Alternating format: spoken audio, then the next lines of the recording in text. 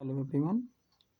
आज हम लोग फिर से अपनी एक नई टॉपिक भी स्टार्ट कर रहे हैं, नया चैप्टर स्टार्ट कर रहे हैं।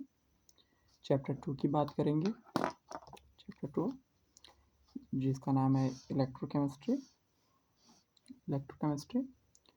ये जो है आपका बोर्ड में जो है 9 मार्क्स को कवर करता है। बोर्ड में जो है ये 9 मार्क्स कवर करता है, जो लगभग 13% होता है। तो ये एक one of the most marks gaining chapter है और इसके जो टॉपिक है वो भी थोड़े कॉन्सेप्चुअल और बहुत ही अच्छे टॉपिक हैं। बड़े आराम से सॉल्व हो जाते हैं इनके क्वेश्चन। बस थोड़ा सा आपको क्या करना है, केयरफुली वीडियो को ध्यान देनी है और आप जो है चैनल को जो है सब्सक्राइब कर लीजिए और नोटिफिकेशन बेल की ऑन कर दीजिए, ताकि जो भी मैं नया वीडियो अपलोड करूँ तो फिर आपको उसका नोटिस मिल जाए। और इससे शेयर भी कर दीजिए ताकि आपके जो भी दूसरे जो दोस्त हैं, जो दूसरे आपके स्टूडेंट्स हैं, वो उन्हें ये मिल जाए। और लाइक कर दीजिए। लाइक करेंगे तो इससे मुझे बेनिफिट होता है, मुझे एक अंदर से क्या अच्छी फीलिंग आती है कि नहीं, हाँ मेरी जो है मेहनत जो है वो बच्चों को पसंद आ रही है। प्लीज़ वीडियो को जो है लाइक कर लीजिए, चैनल को सब्सक्राइब और शेयर कर लीजिए। तो हम लोग स्टार्ट करते हैं इलेक्ट्रोकेमिस्ट्री। इसमें बहुत थोड़ी पहले मैं छोटी सी टॉपिक की मैं बात कर लूँ।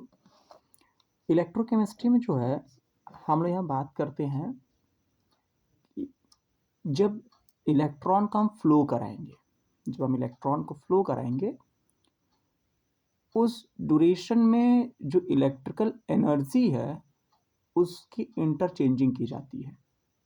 इलेक्ट्रिकल एनर्जी जो रहेगी उसको केमिकल एनर्जी में या फिर केमिकल एनर्जी को इलेक्ट्रिकल एनर्जी में इंटरचेंज किया जाता है। और यहाँ जो है हमारे पास इसमें हम सेल का यूज़ करते हैं। यहाँ पे हम बात करेंगे तो हम लोग सेल का यूज़ करेंगे। और एक सेल है जो आपको वोल्टेज देगा, एक सेल जो है वो आपको वोल्टेज देगा। तो जो वोल्टेज दे रहा है उसको हम बोलते हैं वोल्टेज सेल। और उसमें हम बात करेंगे तो यहाँ पे जो है लेफ्ट साइड में हम लोग यहाँ पे रखते हैं ऑक्सीडेशन इलेक्ट्रोड को, और इसे हम लोग एनोड कहते हैं और ये निगेटिव चार्ज है। लेफ्ट साइड में ये आपका हो गया ऑक्सीडेशन इलेक्ट्रोड, इसका नाम होता है एनोड और इस पे चार्ज होता है निगेटिव का। तो ये हो गया आपका निगेटिव चार्ज। और इधर बात करेंगे तो इस पर क्या आएगा, पॉजिटिव चार्ज आएगा। इसे हम लोग कैथोड कहेंगे।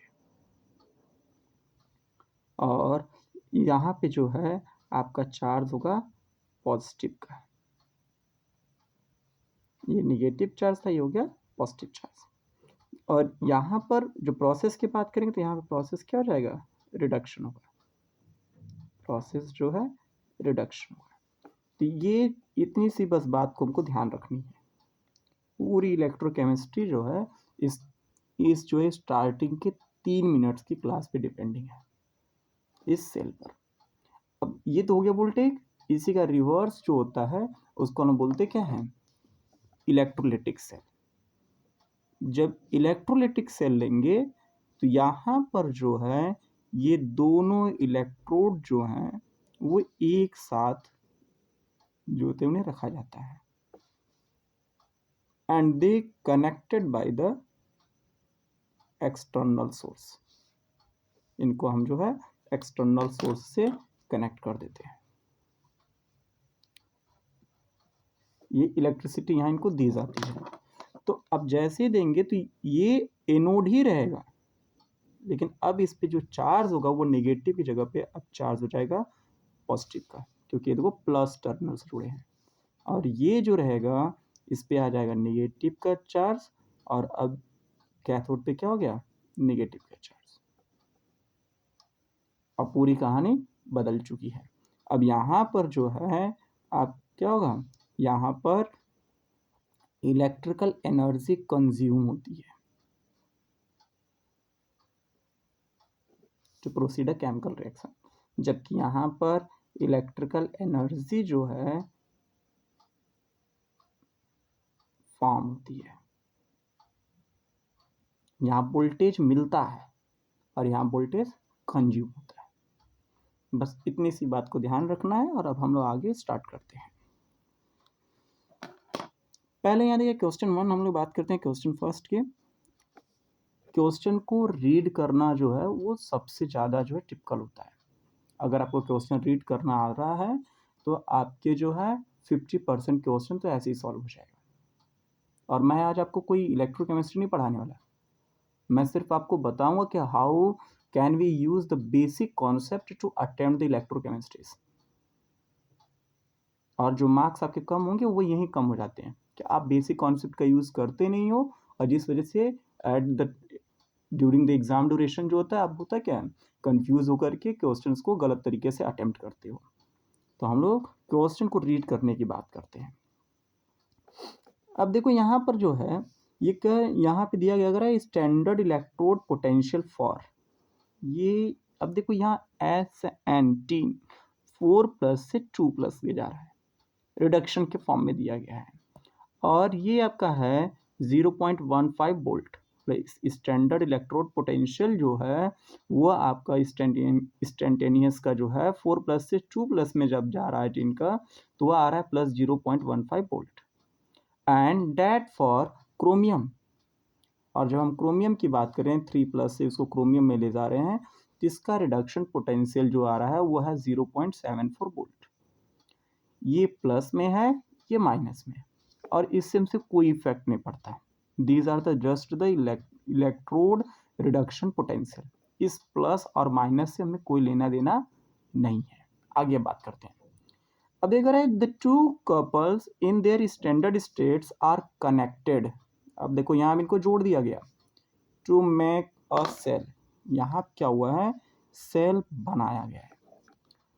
अब अगर सेल बनाया गया है तो सेल जब हम बनाएंगे तो हमें जो है वो वोल्टेज जो है जनरेट करना होता है।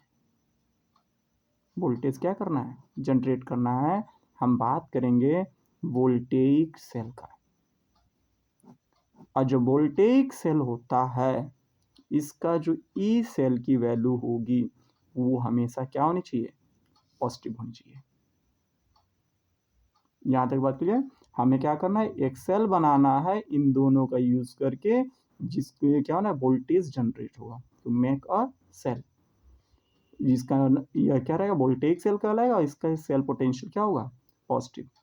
तो सबसे पहले अब यहाँ से क्लियर है कि भाई अगर ये पॉजिटिव दे रहा है और यहाँ भी देखो ऑप्शन में भी क्या है, सब पॉजिटिव ही है। तो पहला पॉइंट तो हमारा क्लियर है। अब दूसरा आ रहा है कि इसमें जो है किसको रिडक्शन में रखेंगे और किसको ऑक्सीडेशन में।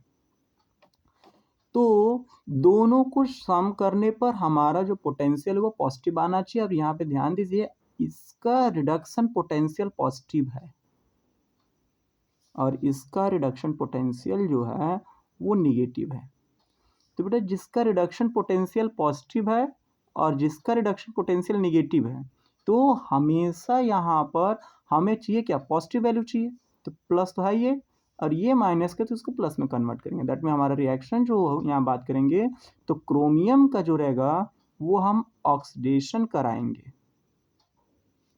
क्रोमियम का ऑक्सीडेशन कराएंगे, और हमारा जो टिन होगा उसका हम लोग क्या कराएंगे, रिडक्शन कराएंगे।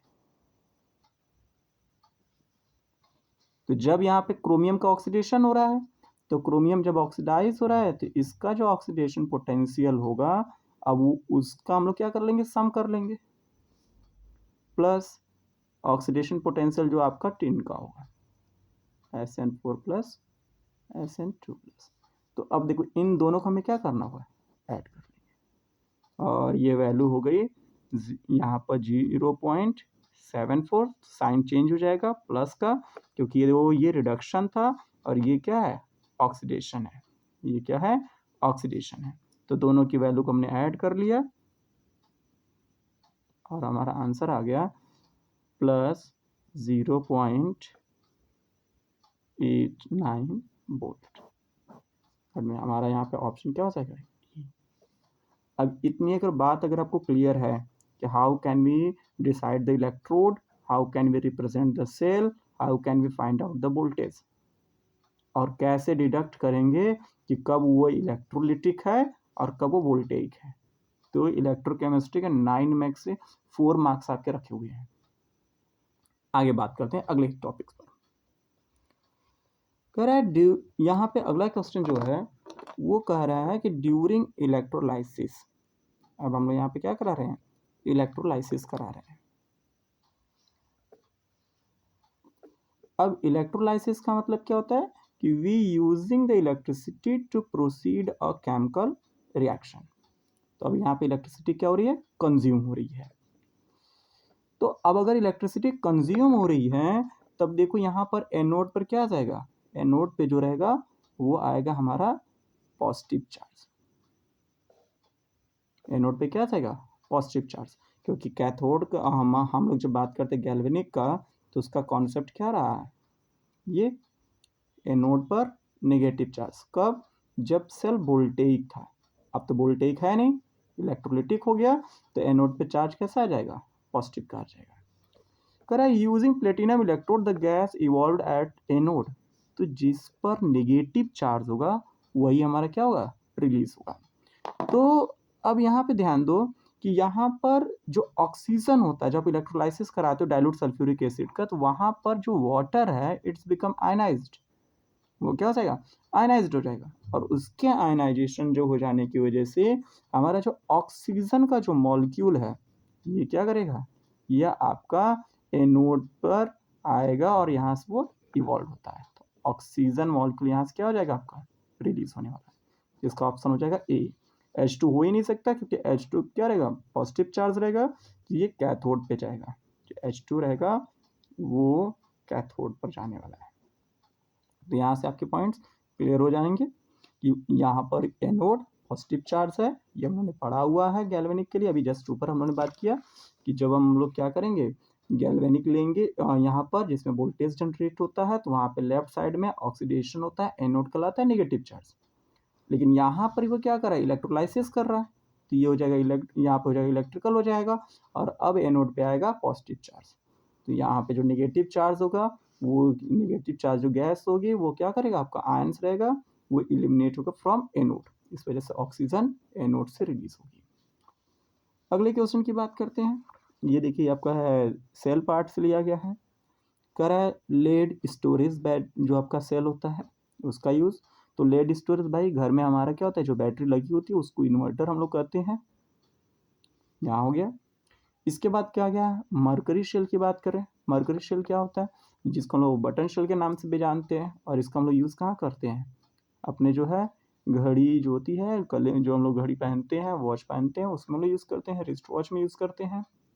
ड्राई सेल, ड्राई सेल का हम लोग ने बात करें तो ड्राई सेल लेक्लेंचे सेल को हम लोग बोलते हैं, इसको हम लोग पेंसिलिन सेल भी कहते हैं। और ये कहाँ हमारा यूज़ होता है? हम लोग जो है घर वाली घड़ी में यूज़ करते हैं। इसके बाद जो है फ्यूल सेल, ये फर्स्ट टाइम जो था अपोलो स्पेस प्रोग्राम में यूज़ हुआ था, क्योंकि फ्यूल सेल में वहाँ पर हाइड्रोजन को ऑक्सीजन के साथ कंब्यूज करते थे जिससे हमारा वाटर बनता था, और इसी वाटर को एस्ट्रोनॉट्स यूज़ करते थे। तो अब हम लोग देखते हैं हमारा क्या ऑप्शन क्या बन रहा है। पहला हमें मिला है, यहाँ पे हम लोग बात किए कि यहाँ पे जो ऑप्शन है 1 का जा रहा है डी, और सेकंड का जा रहा है सी, थर्ड का जा रहा है ए, और फोर्थ का जा रहा है बी। तो डी सी ए बी, देखते हैं ऑप्शन क्या आ रहा है।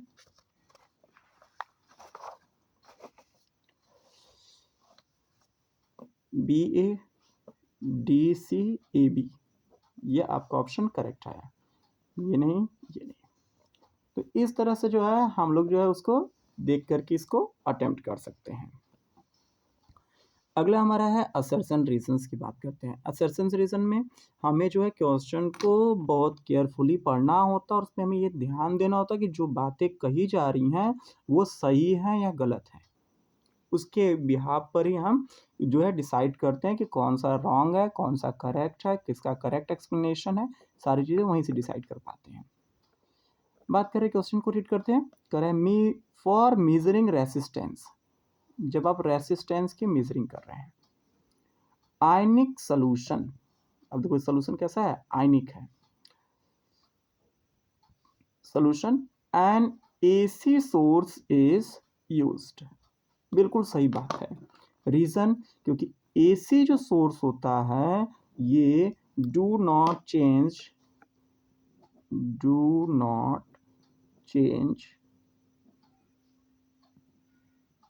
कंपोजिशन। तो ये हमारा क्या है, ये तो क्लियर हो गया, करेक्ट है। अब बात करते हैं reason. Concentration of ionic solution will change if DC source is used.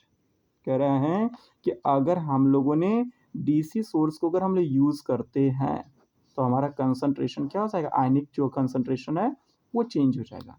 ये भी क्या है, करेक्ट है। यही हम लोग बात किए कि अगर एसी को अगर हम लोग यूज नहीं करते हैं तो वह क्या, यह अगर हम एसी को नहीं यूज करेंगे तो हमारा कंपोजिशन चेंज हो जाएगा, जबकि एसी क्या करता है, चेंज नहीं होने देता। इसका मतलब है कि यहाँ पे हमारा क्या हो रहा है कि हमारा जो है सही है, concentration will change if DC source use. देखो बोल रखा है अगर डीसी को यूज करेंगे तब चेंज होगा। यहां देखना, concentration ionic solution will change if DC source is used, और यहां मैंने क्या यूज किया, एसी। तो ये हमारा करेक्ट है विथ करेक्ट एक्सप्लेनेशन। तो देखते हैं हमारा ऑप्शन इसमें कौन सा सेट हो रहा है। कह रहा है ये करेक्ट है, सही। ये कह रहा है ये फॉल्स है, गलत। यहाँ बात कर रहे हैं, कह रहा है ये तो ट्रू है, लेकिन ये भी गलत हो गया। और ऑप्शन सी हमारा क्या है, फिट बैठा। करेक्ट एक्सप्लेनेशन दे रहा है इसका, कह रहा है कि भैया इससे हमें क्या यही बता रहा है, डू नॉट चेंज कंपोजिशन। और यही बात यहाँ पर भी बताई गई कि अगर हम डीसी को यूज करते हैं तो कंपोजिशन चेंज हो जाएगा। दैट मीन्स एसी को यूज करेंगे तो कंपोजिशन चेंज नहीं होगा। ठीक है, अगले क्वेश्चन में पढ़ते हैं। अगला क्वेश्चन देखते हैं यहाँ। अब यहाँ पे ध्यान दीजिए, क्वेश्चन आपका है, कह रहा है कि चार्ज रिक्वायर्ड।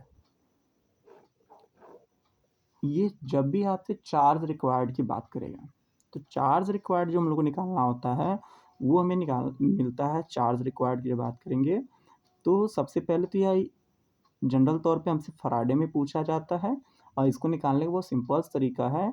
क्या हम लोग निकाल लें, change in oxidation number into number of mole. अगर हम इस फॉर्मूले को यूज कर दें तो हमें एग्जैक्टली मालूम हो जाएगा कि कितना चार्ज रिक्वायर्ड होता है। अगर हम लोग ये फॉर्मूला यूज करें, चेंज इन ऑक्सीडेशन नंबर, यहाँ पर चेंज इन ऑक्सीडेशन नंबर और उसका मल्टीप्लाई कर दें नंबर ऑफ मोल से, तो हमें क्या मिल जाएगा, चार्ज मिल जाएगा। अब देखो यहाँ कह रहा है रिडक्शन करना है हमें, किसका कराना है, MnO माइनस, यहाँ पे क्या MnO4 माइनस का और MnO2 का। ये देखो मैग्नीज है, मैग्नीज का हम लोग ऑक्सीडेशन स्टेट निकाल लेते हैं। तो यहाँ पे जो मैग्नीज का ऑक्सीडेशन स्टेट जब निकालेंगे तो ये हमें मिलता है +7। यहाँ ये पोटेशियम परमैंगनेट वाला है ना कंपोनेंट्स के MnO4, ये उसी का आयनिक फॉर्म है जहाँ पे मैग्नीज का ऑक्सीडेशन स्टेट +7 है। और मैग्नीज डाइऑक्साइड में होता है, यहाँ पे इसका आएगा +4, MnO2 +4। तो देखो +7 से कहाँ जा रहा है, +4 को, तो चेंज इन ऑक्सीडेशन नंबर कितना हो गया, 3 हो गया। और नंबर ऑफ मोल कितने हैं, 1। इसका मतलब है कि हमें रिक्वायर्ड कितना होगा, 3 फराडे जो है हमें रिक्वायरमेंट्स होगी हमारा जो है चार्ज की। अगले क्वेश्चन की बात करते हैं, क्वेश्चन 6।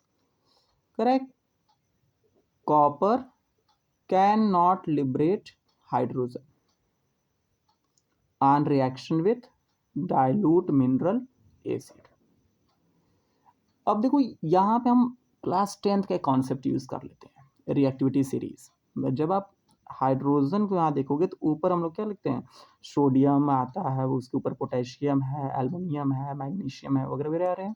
नीचे बात करेंगे तो कॉपर के जब हम लोग नीचे बढ़ते हैं तो वहाँ पे हमें मिलता क्या है, या हाइड्रोजन के नीचे हमें मिलता है, कॉपर मिलता है, मरकरी मिलता है, सिल्वर मिलता है, और मिलता है गोल्ड। तो अब देखो कॉपर कहाँ है, नीचे की तरफ है। तो अगर ये डाउनवर्ड है और ये हाइड्रोजन से नीचे है, तो इसका मतलब है कि इसका जो ऑक्सीडाइज होने की जो टेंडेंसी है, जो इसके ऑक्सीडेशन होने की, जो इसके ऑक्सीडाइज होने की जो इसकी टेंडेंसी है, वो हमारी क्या होगी, कम हो जाएगी। मतलब ये ऑक्सीडेशन अपना नहीं करा सकता। जैसे अगर आप क्या करते हो कि अगर आप किसी भी, जैसे एज एग्जांपल अगर हम सोडियम को लेते हैं और HCl के साथ लाएं, वो तुरंत रिएक्शन में जा रहा है, NaCl और हाइड्रोजन गैस इवॉल्व कर रहा है। ये हम लोग पढ़ते हैं, metal react with acid give salt and hydrogen gas. तो यहाँ देखो ये क्या था, इसका ऑक्सीडेशन 0 था और ये कितना हो गया, +1। तो ये हाई रिएक्टिव है ना, तो इस वजह से यहाँ पर सोडियम जो है वो ऑक्सीडाइज हो रहा है और इसका पोटेंशियल क्या आएगा, पॉजिटिव आएगा। इसका जो पोटेंशियल होगा वो पॉजिटिव आएगा, तो हाई रिएक्टिव। अब कॉपर क्या है, क्योंकि हाइड्रोजन से नीचे होता है, तो इसका जो इलेक्ट्रोड पोटेंशियल रहेगा वो क्या रहेगा, निगेटिव रहेगा।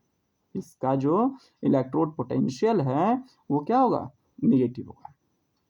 बात समझ में? कौन सा इलेक्ट्रोड पोटेंशियल, ऑक्सीडेशन का, मतलब it do not want to oxidise, do not oxidise. अब अगर ये ऑक्सीडाइज नहीं होगा तो इसका जो रिडक्शन पोटेंशियल होगा, इसका जो रिडक्शन पोटेंशियल होगा वो होगा आपका निगेटिव। एक minute, copper do not oxidise, तो अगर ऑक्सीडाइज नहीं हो रहा है तो उसका क्या होगा, रिडक्शन होगा।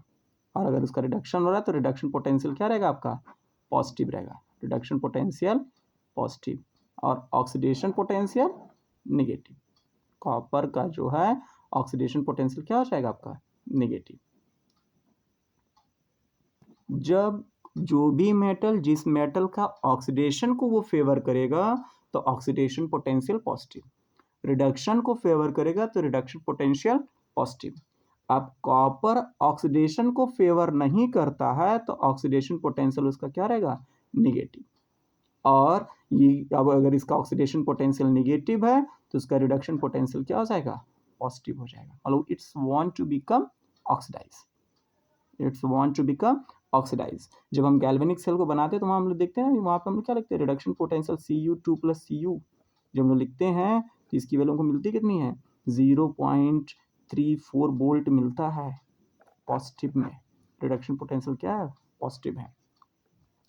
और नीचे फिर देखिए करें, copper has positive electrode potential, copper has positive electrode potential. और ये भी बात क्या है, सही है, मतलब इसकी एक्सप्लेनेशन करेक्ट दिया गया है। तो यहाँ पे बोथ आर ट्रू एंड यहाँ पे जो रीजन है वो करेक्ट एक्सप्लेनेशन भी है। तो बोथ असर्शन एंड रीजन क्या हो गए, ट्रू हो गए। और यहाँ पर जो आर है वो करेक्ट एक्सप्लेनेशन दे रहा है। अगले क्वेश्चन की बात करते हैं। करा इन इलेक्ट्रोकेमिकल से the following reaction take place. Copper zinc के साथ रिएक्ट हो रहा है, ये दिया गया है, ये डेनियल सेल का रिएक्शन दिया गया, यहाँ पे कॉपर और हम लोग का जो है जिंक दिया गया। इसमें थोड़ा सा ध्यान दीजिएगा, ऑक्सीडेशन नंबर में वेरिएशन है, ये +1 है,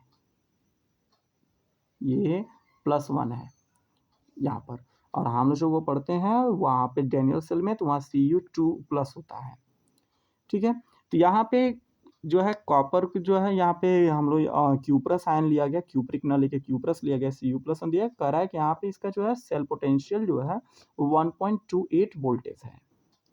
कह रहा है एज द रिएक्शन प्रोग्रेस, अब रिएक्शन को आप बढ़ा रहे हो, कह रहा है what will be happen to the overall voltage of the cell. कह रहा है क्या होगा हमारा जो है वोल्टेज ऑफ सेल के साथ। अब इसमें बहुत सिंपल सी बात समझो, ये देखो ये हमारा जो है रिएक्टेंट है, ये हमारा प्रोडक्ट है। तो अगर रिएक्टेंट का कंसंट्रेशन बढ़ाएंगे तो रेट ऑफ रिएक्शन बढ़ेगा, और प्रोडक्ट का अगर हम लोग क्या करेंगे, कंसंट्रेशन को घटाएंगे तो भी रेट ऑफ रिएक्शन बढ़ेगा। क्लियर, इसको बढ़ाएं इसको घटाएं, रिएक्टेंट कंसंट्रेशन बढ़ाएं प्रोडक्ट कंसंट्रेशन घटाएं, रेट ऑफ रिएक्शन बढ़ेगा।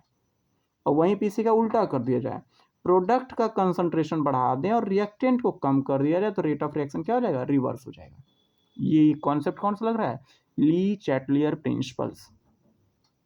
अब वो कहता क्या है कि अगर जिसका कंसंट्रेशन बढ़ेगा रिएक्शन उसके अपोजिट में जाएगा। अगर ये कंसंट्रेशन बढ़ेगा तो फॉरवर्ड जाएगा, प्रोडक्ट बनेगा, और अगर ये कंसंट्रेशन बढ़ेगा तो बैकवर्ड जाएगा। क्लियर? अब हम लोग आगे बढ़ते हैं। करा it will increase as zinc ion increase. Zinc का जो कंसंट्रेशन है वो बढ़ेगा। तो भैया प्रोडक्ट है, प्रोडक्ट का अगर आप कंसंट्रेशन बढ़ाओगे तो वोल्टेज क्या है? घटेगा, क्योंकि रिएक्शन किधर जाएगा? रिवर्स में जाएगा।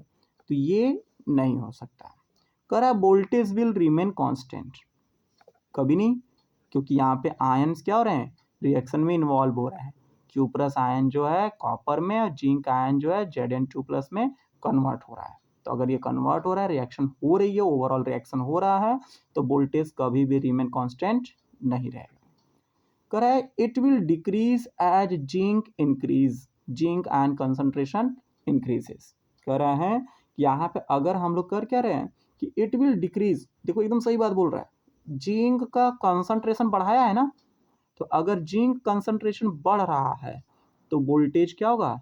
घटेगा, क्योंकि ये प्रोडक्ट है ना, तो रिएक्शन बैकवर्ड डायरेक्शन में जाना पसंद करेगा। इस वजह से वोल्टेज क्या हो जाएगा? ओवरऑल जो हमारा वोल्टेज होगा वो घट जाएगा। ये करेक्ट। अगले बात कर रहे हैं, correct it will increase as copper concentration increases. अब अगर हम इसके कंसंट्रेशन को अगर हम लोग बढ़ा रहे हैं, यहाँ पे हम लोग क्या कर रहे हैं? इसके कंसंट्रेशन को यहाँ पर देखो, यहाँ क्या करे it will increase as copper concentration increases. अब देख लो, ये हो गई कहानी मर्ज होने लगी। अब ये कॉपर इधर रहा, कंसंट्रेशन बढ़ा रहे हैं, कह रहा है कि ओवरऑल वोल्टेज बढ़ेगा। यह भी बिल्कुल सही है, ये भी क्या है? सही है। ये देखिए CBSE 2025 का क्वेश्चन है, सेट नंबर 5641 का है। तो यहाँ पर ये क्या है आपका? दोनों ऑप्शन इसके सही हैं। यहाँ पर डिक्रीज होगा अगर इंक्रीज कंसंट्रेशन बढ़ेगा, और इंक्रीज होगा अगर कॉपर कंसंट्रेशन बढ़ेगा। दोनों केसेस हम लोगों ने अभी रीड किया, देखो दोनों ऑप्शन यहाँ करेक्ट है। तो ऐसे भी केसेस मिल जाते हैं देखने के लिए। अगले क्वेश्चन की बात करते हैं, क्वेश्चन 8 का। फिर से आ गया, कितना चार्ज रिक्वायर्ड होगा? कितना लिया गया? 1 मोल चेंज इन ऑक्सीडेशन नंबर। तो अब यहाँ ध्यान देना, ये +7 है, लेकिन ये कितना है? +2। तो चेंज इन ऑक्सीडेशन नंबर कितना हो गया? यहाँ पे हो गया +7 से +2, तो 1 इंटू यहाँ पे आ गया 5 की चेंजिंग है, तो टोटल हमें रिक्वायर्ड कितना होगा? 5 फराडे। यहाँ पे हमें रिक्वायर्ड हो गया 5 फराडे की यहाँ पर रिक्वायरमेंट होगी। अगले क्वेश्चन की बात करते हैं। Electrolysis of aqueous NaCl give H2 at cathode and Cl2 at anode। अब देख लेते भाई, क्लोरीन पे चार्ज कैसा होता है? निगेटिव का होता है, और एनोड पर जब इलेक्ट्रोलाइसिस होते हैं तो चार्ज कैसा होता है? पॉजिटिव होता है। तो ये बात बिल्कुल सही है।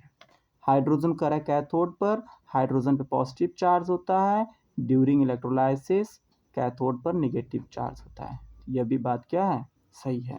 और जब हम लोग NaCl एक्वा सोल्यूशन का कराते हैं तो हमें मिलता क्या है? NaOH मिलता है, हाइड्रोजन मिलता है, क्लोरीन मिलता है।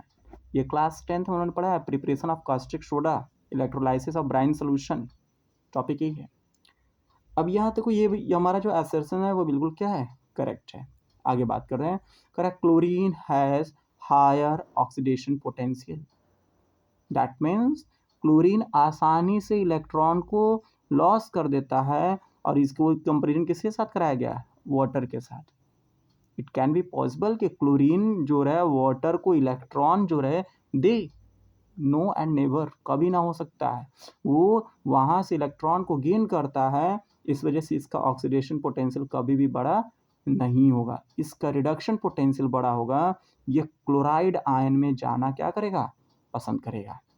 अब देखो, यहाँ से हम लोग को ये पता चला कि ये हमारा क्या है? करेक्ट है। और ये हमें क्या पता चल रहा है कि ये हमारा जो क्वेश्चन है वो करेक्ट नहीं है, मतलब ये असर्शन जो है वो हमारा ट्रू है, और ये हमारा क्या है? फॉल्स है। अब ऑप्शन देखते हैं कि इसमें हमारा कौन सा सेट हो रहा है। तो यहाँ पे हम लोग देखिए, तो कह रहा है कि असर्शन इज फॉल्स, नहीं, असर्शन हमारा ट्रू था। और रीज़न हमारा ट्रू दिया है, तो ये बिल्कुल नहीं। यहाँ कह रहा है कि वो करेक्ट एक्सप्लेनेशन, नो। कह रहा है कि नॉट द करेक्ट, बिल्कुल नहीं। हाँ, assertion is true and reason is false, बिल्कुल सही बात कर रहा है कि वहाँ पे जो हमारा जो है असर्शन ट्रू था और रीज़न क्या था, फॉल्स था, इसलिए ऑप्शन क्या हो जाएगा, डी हो जाएगा। अगले क्वेश्चन की बात करते हैं। कह रहा है कि which of the following cell, cell की बात कर रहा है, क्या करना है, convert the energy of combustion of fuel. तो भाई सेल है, कन्वर्ट कर रहा है energy of combustion of fuel. तो फ्यूल के कंब्यूशन की एनर्जी कहाँ कन्वर्ट होती है, फ्यूल सेल में। लो अटेम्प्ट हो गया, फ्यूल सेल में कन्वर्ट होता है। क्वेश्चन नंबर 11 की बात करते हैं। Correct concentration of KCl। अब KCl को ध्यान दो, KCl क्या है, एक स्ट्रॉन्ग इलेक्ट्रोलाइट्स है। ये कैसा है, एक स्ट्रॉन्ग इलेक्ट्रोलाइट्स है। यहाँ पे फिर हमको दिया गया है कंडक्टिविटी दी गई है, ये दी गई है कंडक्टिविटी, और ये दिया गया है molar conductivity. Conductivity, molar conductivity, इसे हम लोग क्या बोलते हैं, इसे, इसका मतलब होता है यूनिट वॉल्यूम कंडक्टेंस, और ये होता है 1 मोल कंडक्टेंस।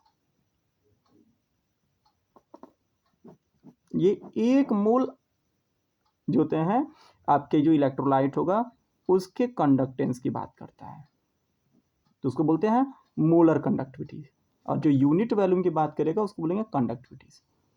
अब हम लोग इसमें अपने क्वेश्चन को आगे बढ़ाते हैं। यहाँ देखो कंसंट्रेशन में वेरिएशन किया है, ये जो है 10 टाइम कम करता गया है। ये रहा है, ये 1 मोलर है, यहाँ बात करें तो ये 1/10 हो गया, और ये 1/100 हो गया, मतलब ये 10-10 गुना कम करता गया है। अब यहाँ पे अब वेरिएशन को ध्यान दो, ये 0.113, 0.129, 0.00141 घटा तो है, लेकिन जितना घटना चाहिए उतना नहीं घटा है। पॉइंट क्लियर हुआ। यहाँ पे देखो 0.113 था ना, तो अगर आप इसको 10 टाइम रिड्यूस करते हो तो इसकी वैल्यू कितनी होनी चाहिए, इसकी वैल्यू हो जानी चाहिए 0.0113, और ये कितना है 129 है, तो कुछ ज़्यादा है, ये होना चाहिए था, लेकिन ये ना होकर के ये मिला है।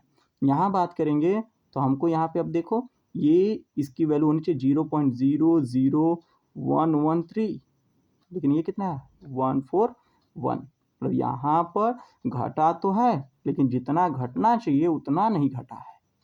क्लियर। तो कंसंट्रेशन घटा रहे हैं, कंडक्टिविटी डिक्रीज हो रही है, but not decreases as decreases with concentration.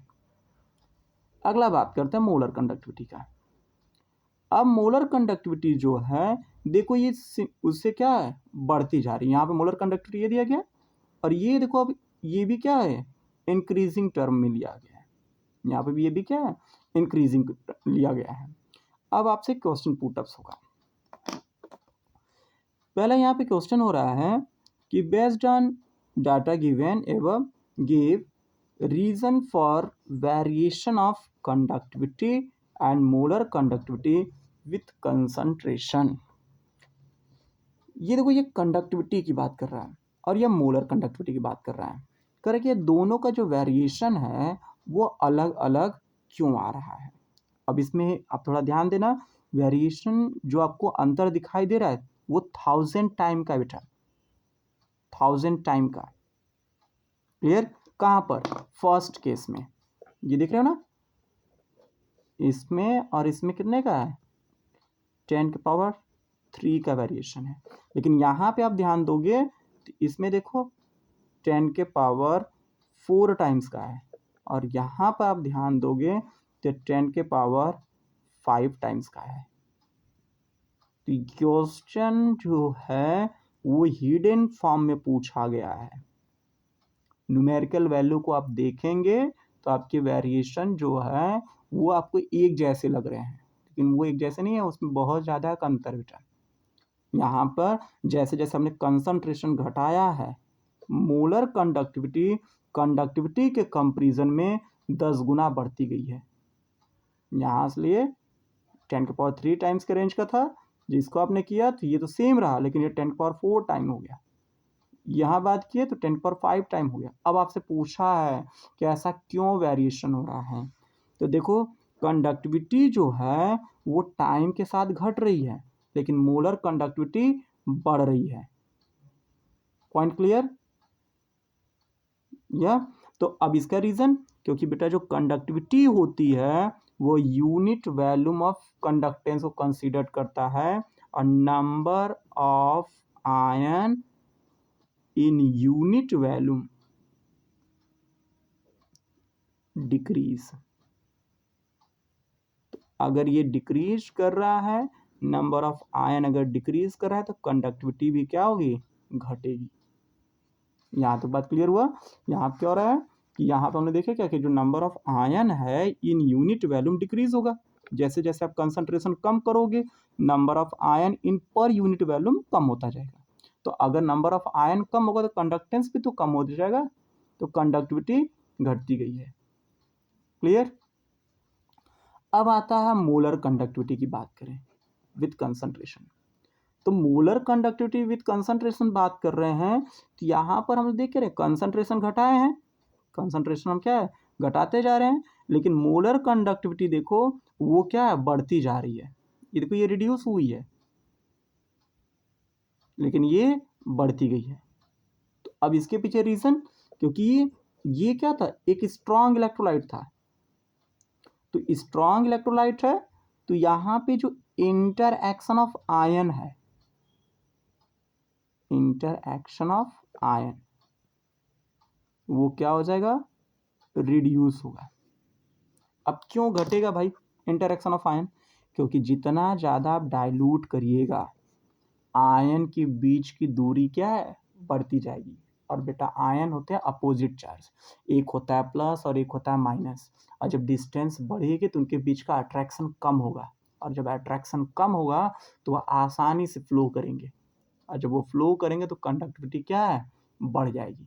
और ये पूरे सोल्यूशन की बात कर रहे हैं, इस वजह से उसको क्या बोलते हैं, मोलर कंडक्टिविटी। तो पहला तो हो गया यहाँ पे इंटरैक्शन का, और दूसरा हम लोग यहाँ बात करेंगे सेकेंड रीजन इसका आएगा, यहाँ पर हम लोग बात करेंगे सेकेंड रीजन का।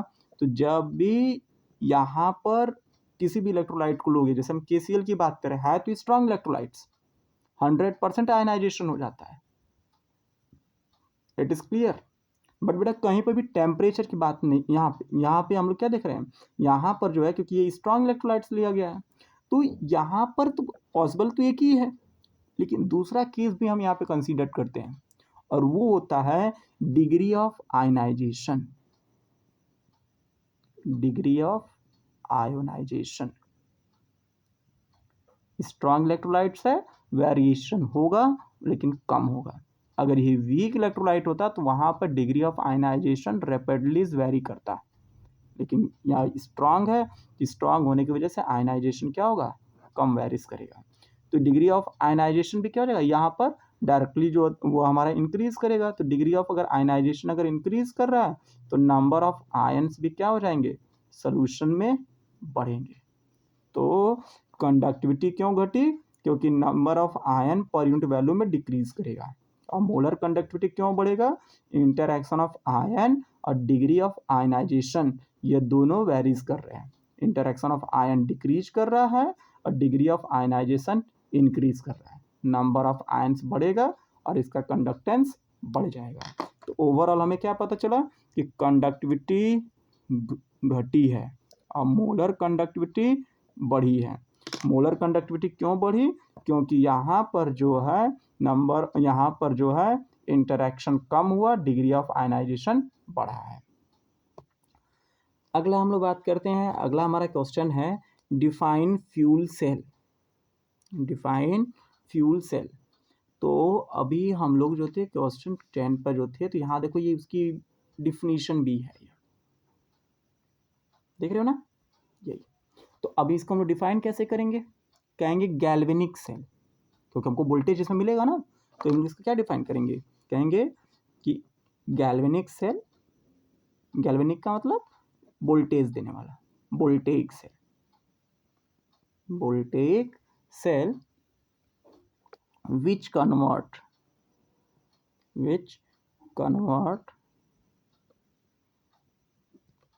the energy of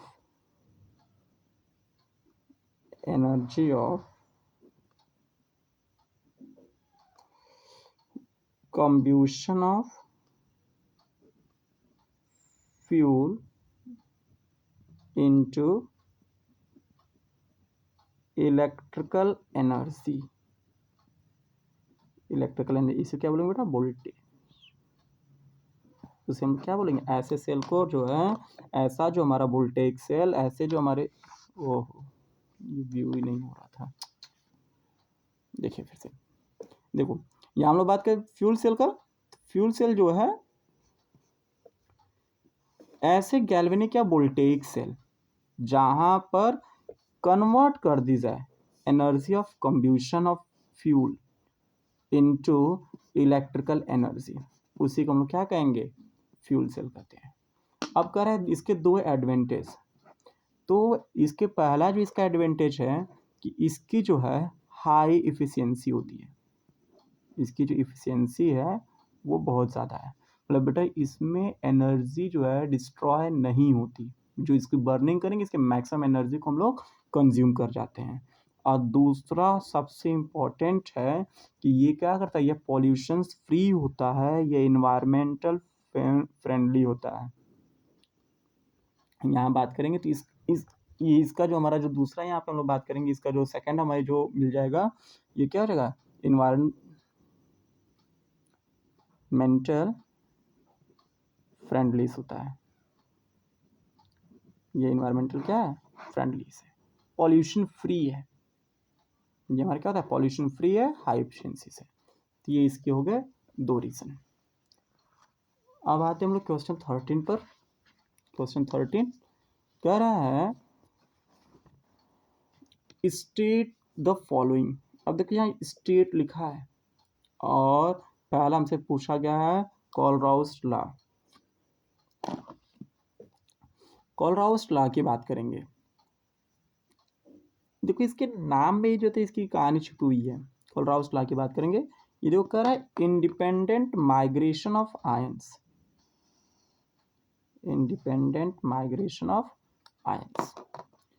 तो यहाँ पे अगर इसको हमको स्टेट करना हो कि हमारे जो है कोलराउस लॉ क्या कहता है, ये कहता है कि अगर कोई इलेक्ट्रोलाइट लेते हैं, एज एग्जांपल अगर हम कोई एक इलेक्ट्रोलाइट ले लें ए और बी, तो जब इनका जो कंडक्टेंस होगा ए और बी का, इनका जो कंडक्टेंस होगा वो इंडिपेंडेंट होगा from another ion in the solution. और इनकी जो इस इलेक्ट्रोलाइट की जो टोटल कंडक्टिविटी होगी वो दोनों के आयनिक कंडक्टेंस के सम के बराबर आएगा। फिर से समझिएगा, independent migration of ion depend नहीं करेगा, ए का माइग्रेशन बी पे नहीं डिपेंड करेगा, और जो बी का माइग्रेशन होगा वो ए पे डिपेंड नहीं करेगा। वो फ्री होते हैं, उनका एक दूसरे के साथ कोई इंटरेक्शंस नहीं होता। कब? क्योंकि ये जो केस है कोलराउस का, ये हम लोग लेते कब है?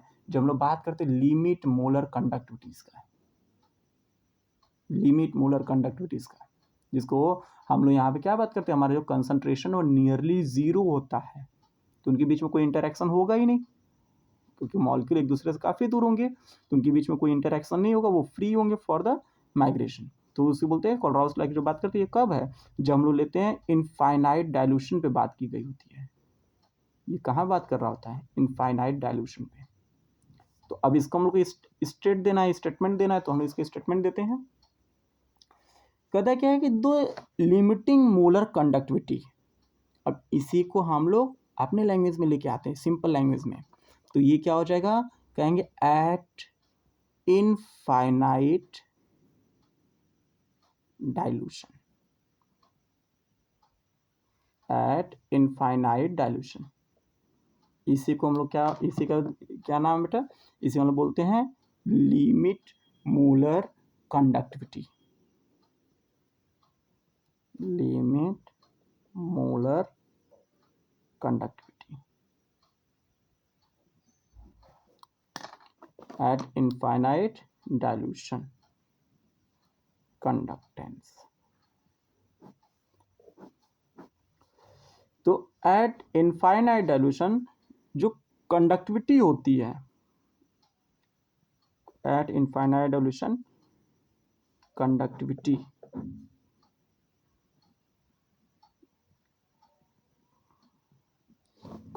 की बात करेंगे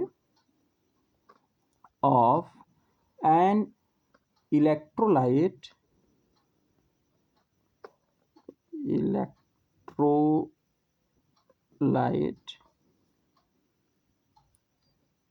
can be represented by sum of the contribution of cation and anion.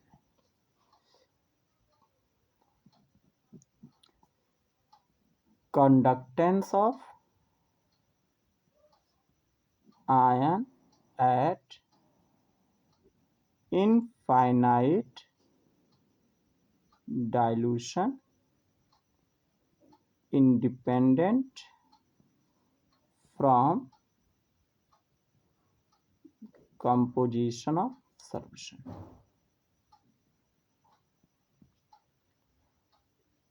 Clear हुआ? इसको देखिए, इसको हम लोग जो है फिर से एक बार बात करते हैं। ये इम्पोर्टेंट है और ये आने के भी इसके 100% चांसेस हैं। फिर से देखिए, यहाँ पे इसको फिर से डिफाइन करते हैं। हम लोग अपने डिफिनेशन से लेकर चलते हैं, कहेंगे eight infinite dilution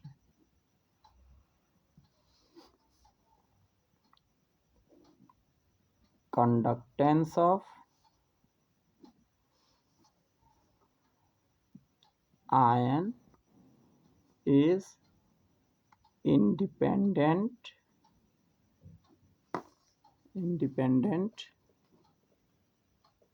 from the presence of another ion in aqueous solution। एक ये हुआ। अब यहाँ पे हम लोग इसको फिर से बात करेंगे। तो देखो ए बी की जो आपकी क्या होगी, यहाँ पे हम जिसकी मोलर कंडक्टिविटी निकालेंगे, ये हमारे इनफाइनाइट डाइल्यूशन पर वो आयनिक कंडक्टिविटी ऑफ ए और आयनिक कंडक्टिविटी ऑफ बी का के सम के बराबर होगा। क्लियर? अब इसी स्टेटमेंट को हम लोग दूसरी लैंग्वेज में लिखते हैं जो हमने यहाँ बात की है। अब ये क्या कर रहे हैं, कह रहे हैं eight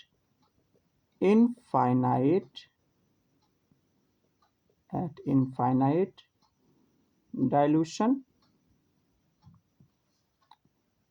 conductivity of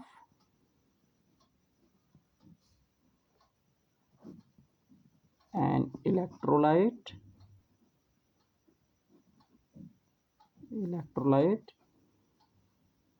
can be represented by sum of the ionic conductance of cation and anion। ionic conductance of cation and anion। तो ये आपको क्या हो गया, ये आपने बात की है। इसमें आप यहाँ पे जो है इसको आप हमेशा ध्यान रखिएगा कि हम इसे इनफाइनाइट डाइल्यूशन पे लेके चल रहे हैं। यहाँ आप क्या कर रहे हैं, इनफाइनाइट डाइल्यूशन पे, तो इनके बीच का कोई इंटरेक्शन नहीं होगा। और यही देखिए हम लोग यहाँ पर एक्सप्रेस की इन द फॉर्म ऑफ, जैसे एक और एग्जांपल लेते हैं। अगर हमसे कैल्शियम क्लोराइड का मोलर कंडक्टिविटी पूछ ली जाए, what will the molar conductivity of calcium chloride, तो देखो भाई यहाँ पे कैल्शियम क्लोराइड में है क्या, एक जो है वो आयन है कैल्शियम का और 2 आयन है हमारे क्लोराइड के। तो यहाँ पर जो इसकी मोलर कंडक्टिविटी हो जाएगी वो हम क्या करेंगे, जितना कैल्शियम क्लोराइड होगा उसका प्लस एक क्लोरीन को हमको मालूम रहेगा उसका 2 के साथ मल्टीप्लाई कर देंगे और उसका सम करने को क्या मिल जाएगा, molar conductivity of calcium chloride. तो इस तरह से क्या करते हैं, ये हमारा जो कोलराउस लॉ को हम लोग करते हैं यहाँ पर जो थी उसके स्टेट करते हैं। तो इसको हम स्टेट करेंगे तो क्या कहेंगे, Kohlrausch law of independent migration of ion state that the limit molar conductivity of an electrolyte can be represented by sum of contribution of cation and anions, contribution of cations and anions। तो ये इसकी जो भी आपकी यहाँ क्या होगा molar जो हमारी कंडक्टिविटी रहेगी उसको हम यहाँ से निकाल लेते हैं।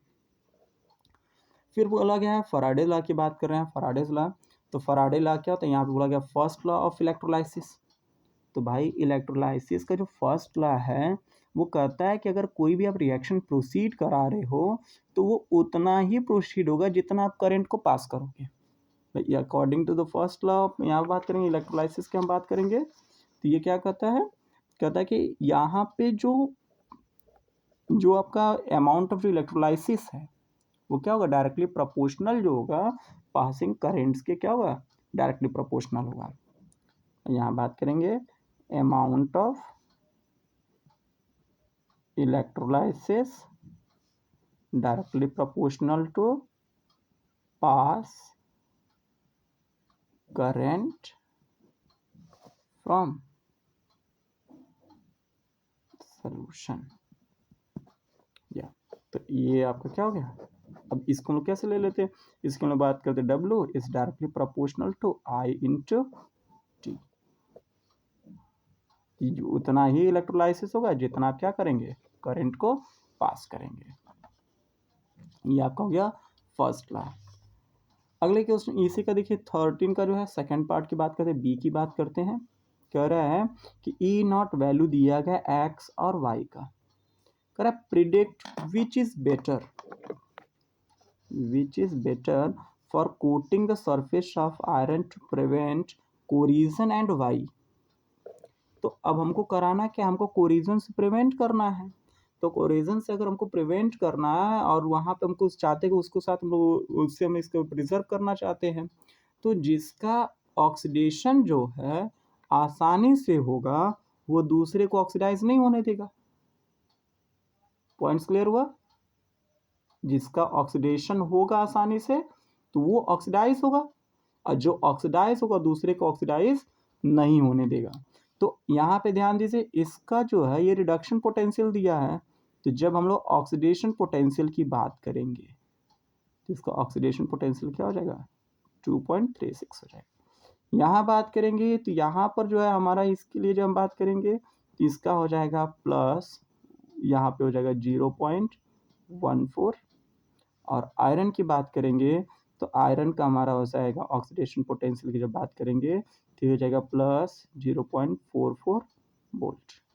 तो अब बताओ भाई किसका ऑक्सीडेशन पोटेंशियल ज़्यादा है, एक्स का। और अगर इसका ऑक्सीडेशन पोटेंशियल ज़्यादा है तो ये कभी भी आयरन को ऑक्सीडाइज नहीं होने देगा, आयरन को हमेशा रिड्यूस रखेगा। और यही तो हमारा काम होता है, ताकि आयरन ऑक्सीडाइज नहीं होगा तो वो हमारा क्या है आसानी से प्रिजर्व रहेगा, वो हमारे पास प्रिजर्व पड़ा हुआ रहेगा। और अगर वो ऑक्सीडाइज हो गया तो डिस्ट्रॉय हो जाएगा। क्वेश्चन होता है कि अगर सर दूसरा मेटल भी अगर नॉन क्लोराइड ले लें तो बेटा यहाँ पे हमको ये देखना होता है कि कोई भी ऐसा मेटल है जिसका ऑक्सीडेशन ना हो, उनके रेट का वेरिएशन होता है।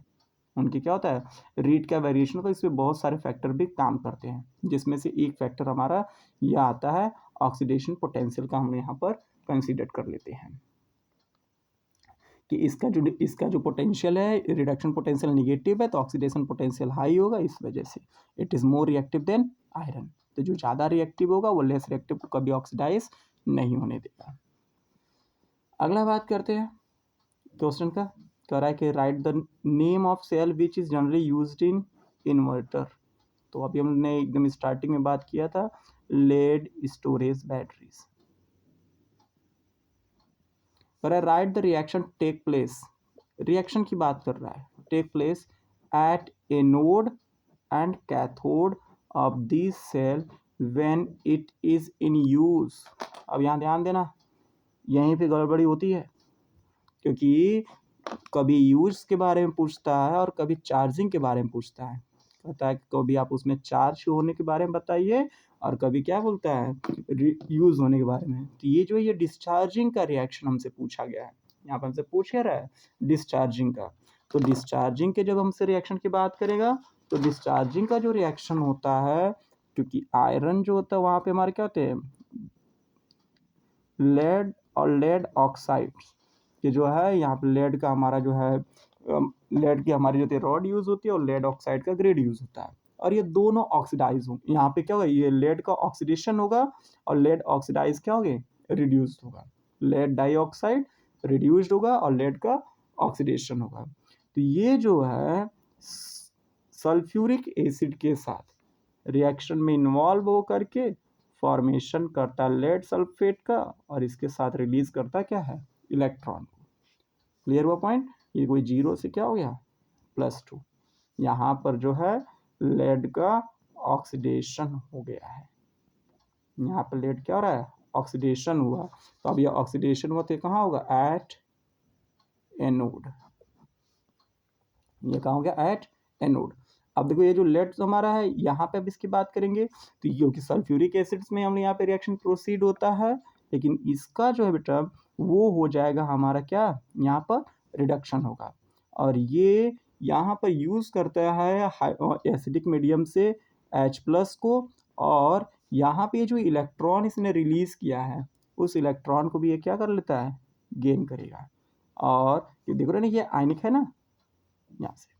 तो अब ये रिएक्शन को जो प्रोसीड कराएगा, यहाँ से बनेगा हमारा लेड सल्फेट। देखना यह और ये दोनों में लेड सल्फेट ही है, लेड सल्फेट बना। और फिर इसके बाद जो है यहाँ से 2 वाटर के मॉलिक्यूल भी क्या हो जाए आपके, एलिमिनेट होते हैं, रिलीज होते हैं। अब देखो चार्जेज बैलेंस है, हाइड्रोजन बैलेंस है, सल्फर बैलेंस है, सब बैलेंस है। तो सबके सामने सिर्फ 1 लिखने की जरूरत है, यहाँ मैंने इसको ऑलरेडी एटॉमिसिटी कंसीडर कर दी। और ये कहाँ हो जाएगा रिएक्शन, एट कैथोड। ये रिएक्शन कब का है, जब हमारा जो सेल है वो इन यूज है, इन यूज, दैट मीन्स जब वो डिस्चार्ज हो रहा है। और जब चार्जिंग होगा then what will be happen, just we change the arrow, सिर्फ एरोज हम चेंज कर देंगे। यहाँ पर क्या था, ये आप जो देख रहे हो ना, ये आपका Pb+4 से Pb+2 में जाया है। ये क्लियर है। यहाँ देखो कैथोड पर रिडक्शन हुआ, एनोड पे ऑक्सीडेशन हुआ। जैसे आप इसको इलेक्ट्रिसिटी प्रोवाइड करो, रिएक्शन विल बी रिवर्स। तो सिर्फ एरो बदलना है, सिर्फ एरो बदलेगा। यहाँ पर ये जो रहेगा, आप एरो चेंज करोगे तो अब देखो 2 लेड सल्फेट हो जाएंगे। मतलब अब यहाँ पे जब एरो चेंज कर रहे हो ना, तो ये क्या रहेगा, जब ये डिस्चार्ज हो रहा है। अब यहाँ डिस्चार्ज का हो गया, चार्जिंग की बात करते हैं। तो चार्ज करेंगे तो क्या हो जाएगा, हम लोग दोनों रिएक्शन को ऐड कर लेते हैं। देखो ये हो गया वाटर मॉलिक्यूल, ये देखो 2 लेड सल्फेट, और ये हो गया रिएक्शन इधर रिवर्स गया। अब देखो यहाँ पर ये 4H+, एक सल्फेट और एक सल्फेट, दोनों मिले कितने हो जाएंगे, 2H2SO4 plus Pb plus PbO2। तो ये देखो क्या, डिस्चार्जिंग का रिएक्शन। जब एरो को आप रिवर्स करके ऐड करोगे तो ये देखो गया डिस्चार्ज रिएक्शन और चार्जिंग का रिएक्शन। ये क्या हो गया, चार्ज रिएक्शन। और दोनों पूछा गया बेटा, कभी चार्जिंग पूछ लेता है, कभी डिस्चार्जिंग पूछ लेता है। तो इसको अब ध्यान रखना कि अगर डिस्चार्ज वाला पूछेगा तो इसको बात करेंगे, जहाँ पर लेड ऑक्सीडाइज होगा लेड सल्फेट में। और वहीं पर क्या होगा, जब हमारा जो रहेगा ये बात करेगा चार्जिंग का, तो वहाँ पर लेड सल्फेट लेड में कन्वर्ट होता है। तो ये आपके रहे यहाँ पर। अगला बात करते हैं क्वेश्चन नंबर 15 का। कह रहा है कि explain why electrolysis of N aqua solution of NaCl give H2 gas at cathode and chlorine gas at anode। अब यहाँ से क्वेश्चन हो रहा है, कर रहा है कि क्यों जो है ये हमारा जो है कैथोड एनोड पे ये रिएक्शन दे रहे हैं। तो यहाँ पर इनकी जो वैल्यूज़ है, जो पोटेंशियल्स की जो वैल्यूज़ है, हम वहीं से इसे फाइंड आउट कर लेंगे। अब यहाँ पे आप ध्यान दो कि हम लोग अगर जो ये रिएक्शन जो हम लोग यहाँ करा रहे हैं, एक तो पहले ये देखो, ये हो गया सोडियम का रिडक्शन पोटेंशियल दिया गया है। यहाँ पर हमको वाटर जो दिया गया है, यहाँ पर ध्यान देना H2O +1 0 +1 0, इसको लेकर कंफ्यूज नहीं होना। ये वाटर है ना, वाटर में हाइड्रोजन का ऑक्सीडेशन स्टेट कितना हो जाएगा +1, और ये कितना हो गया H2 0। यहाँ पर ऑक्सीजन माइनस होता है और ये बाहर किया हुआ है। और फिर यहाँ देखो, यहाँ क्या किया है H2O2 के साथ यहाँ पर बात किया है, इसका दिया प्लस। तो हमें यहाँ पे जो क्वेश्चन जो होता है वो हमको उसकी रिस्पेक्ट में रिप्लाई करना होता है। कह रहा है एक्सप्लेन वाई इलेक्ट्रोलाइसिस। तो भाई इलेक्ट्रोलाइसिस में क्या होता है, इलेक्ट्रिसिटी कंज्यूम होती है। तो अगर इलेक्ट्रिसिटी अगर कंज्यूम हो रही है तो ओवरऑल रिएक्शन क्या होता है, हम लोगों ने क्लास 10th में ही पढ़ा हुआ है कि जब हम NaCl की इलेक्ट्रोलाइसिस कराते हैं वाटर के साथ, तो वहाँ पर जो है हमें सॉल्यूशन के फॉर्म में कास्टिक सोडा मिलता है और हमको मिलता है हाइड्रोजन गैस मिलती है। हमें क्या मिलेगा, हाइड्रोजन गैस मिलता है, और क्या मिलता है हमें, और हमें वहाँ मिलेगा क्लोरीन, और हमें मिलता है क्लोरीन। इसी क्लोर एल्किल प्रोसेस का रिएक्शन है। तो अब देखो यहाँ पे Na भी मिल गया हमको एक्वा सोल्यूशन में, ये हो गया। अब यहाँ पर आप रिएक्शन को ध्यान से देखो, ये देखो Na+ यहाँ पर है, Na+, ये Na की बात कर रहा है। तो ये जो रिएक्शन में हमें क्या है, इनका जो पोटेंशियल मिल रहा है उनके बिहाफ पर ही हम लोग क्या इसको करते हैं, रेफर करते हैं। तो पहला यहाँ पर हम लोग रेफरेंस हमें क्या मिल रहा है, पहला हम लोग बात करते हैं कि हाई वैल्यू ऑफ E0, क्योंकि जो कैथोड है किसी भी अगर अब रिएक्शन की बात करें, क्वेश्चन क्या बोला, Cl2 एट एनोड। तो क्लोरीन एनोड पर क्यों जाएगा, क्योंकि एनोड पे हमारा चार्ज कैसा होता है, पॉजिटिव का होता है, इस वजह से क्लोरीन एलिमिनेट कर रहा है। क्लियर। तो यहाँ पे जाने के बाद ये जो हमारा क्लोराइड किसमें कन्वर्ट हो रहा है, Cl2 में जा रहा है ना, हाफ इसको ले रहे हैं, तो ये हमारे किसमें जा रहा है, हाफ Cl2 में कन्वर्ट हो रहा है। तो क्लोरीन का यहाँ पे क्या हो रहा है, यहाँ देखो क्लोराइड से जा रहा है, इसकी वैल्यूज क्या आ रही है, निगेटिव आ रही है। पॉइंट क्लियर हुआ ये, क्योंकि यहाँ पे इसके वैल्यू क्या है, पॉजिटिव दिया हुआ है, यहाँ पर रिडक्शन पोटेंशियल क्या दे रहा है, पॉजिटिव दे रहा है, और यहाँ पर इलेक्ट्रोलाइसिस कराई गई है तो इलेक्ट्रिसिटी कंज्यूम हो रही है, तो वोल्टेज क्या होना चाहिए, निगेटिव। अब वोल्टेज निगेटिव कब होगा, जब 2 Cl मॉलिक्यूल क्लोरीन में कन्वर्ट हो गए। पॉइंट क्लियर हुआ। जब यहाँ पर इलेक्ट्रोलाइसिस कराए तो वोल्टेज हमको निगेटिव चाहिए, जब हम वोल्टेज कराएंगे तब हमको वोल्टेज जो है पॉजिटिव चाहिए, तो निगेटिव चाहिए, तो ये इसको हमको चेंज करना होगा, इस वजह से। क्लियर। और वैसे ही सेम हम बात करेंगे यहाँ पर कि जब हम लोग इसी को रिएक्शन की जब हम लोग बात करेंगे वाटर को हाइड्रोजन के फॉर्म में जब कन्वर्ट करेंगे, तो वो अभी हमें इसी सेम थिंग को रेफर करेगा कि अगर हम यहाँ पे इसको रेफर करते हैं तो उसकी वैल्यूज हमारी क्या हो जाएगी, निगेटिव आएगी, और वो हमेशा पॉजिटिव, यहाँ पे बात करेंगे तो हाइड्रोजन को आसानी से क्या करेगा, इलिमिनेट कर देगा। ये देखो H+H2, H+ से H2 की बात कर रहे हैं, पॉजिटिव आ रहा है, रिवर्स को फेवर करेगा। तो इस तरह से हम लोग बात किए, ओवरऑल रिएक्शन ये हो गया, और उनका पोटेंशियल ही इनको डिसाइड कर रहा है। मतलब क्लोरीन का जो है वो आपका ऑक्सीडेशन पोटेंशियल, और हाइड्रोजन का जो है रिडक्शन पोटेंशियल जो है निगेटिव है। इस वजह से ये दोनों इलिमिनेट हो गए, हाइड्रोजन हो गया कैथोड से और क्लोरीन हो गया एनोड से, क्योंकि वोल्टेज इलेक्ट्रोलिटिक सेल में निगेटिव पोटेंशियल को रेफर किया जाता है। यहाँ पे हमको वोल्टेज कैसा होना चाहिए, सेल का निगेटिव होना चाहिए, कम होना चाहिए, तभी तो आप एक्सटर्नल सोर्स से वोल्टेज दोगे।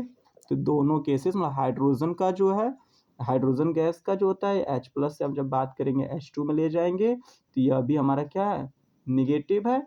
और वही सेम थिंग्स क्लोरीन के साथ भी प्रोसीड हो रहा है कि क्लोरीन भी क्या कर रहा है, निगेटिव है। तो अगर दोनों निगेटिव तो दोनों फेवर करेंगे। Point clear. तो ये हो गया हमारा यहाँ पर। आगे बात करते हैं क्वेश्चन नंबर 16 की।